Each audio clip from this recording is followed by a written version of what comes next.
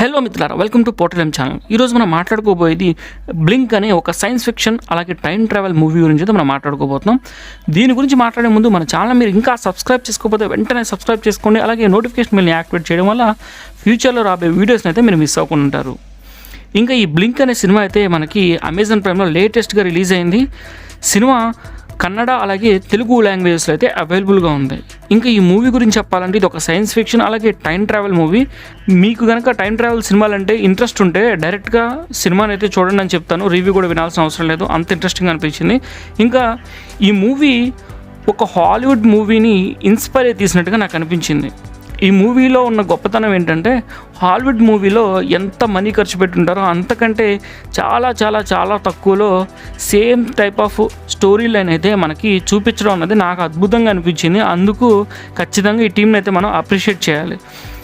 ఇంకా ఈ మూవీ యొక్క స్టోరీ లైన్ చెప్పాలి అంటే ఒక 25 సంవత్సరాలు ఉన్న హీరో లవ్ అలాగే జాబ్లెస్ ఫేజ్లో కష్టపడుతూ ఉంటాడు.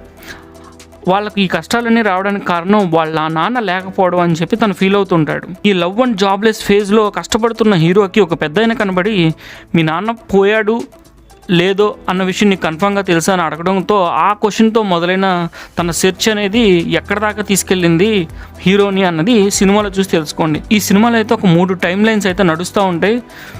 ప్రతిదీ కూడా వేరువేరుగా అనిపిస్తుంది చూడడానికి మనకి. కానీ ఈ మూడింటిని బ్లెండ్ చేసిన విధానం అయితే అమేజింగ్ అని చెప్పాలి. సినిమాకి అద్భుతమైన స్కోప్ ఉంది. కాకపోతే సినిమాలో మొదటి 40 నిమిషాలు చాలా స్లోగా అనిపిస్తుంది, కానీ వర్త్ టు వాచ్ అని చెప్తాను. 40 నిమిషాలు మీకు స్లోగా అనిపించినా సరే తర్వాత రాబోయే సినిమా అంతా కూడా మిమ్మల్ని సీట్ ఎడ్జ్లో కూర్చోబెడుతుంది. అంత ఇంట్రెస్టింగ్గా తీయగలిగారు సినిమాని. కన్ఫ్యూజింగ్ అనిపిస్తుంది, అది ఒక్కొక్కటి లేయర్స్ మనకి కనెక్ట్ చేస్తూ వచ్చేటప్పటికి చాలా ఇంట్రెస్టింగ్గా అనిపిస్తుంది మనకి సినిమా. ఓవరాల్గా ఈ మూవీ అయితే నాకు బాగా నచ్చింది. ఇంకా ఈ సినిమా లో బడ్జెట్లో తీయడం వల్ల మనకి సినిమా లో బడ్జెట్ అని మనకు అర్థమైపోతుంది చూడడానికి. అలాగే మ్యూజిక్ గురించి చెప్పాలంటే మ్యూజిక్ అయితే అంత గొప్ప మ్యూజిక్ ఏం కాదు.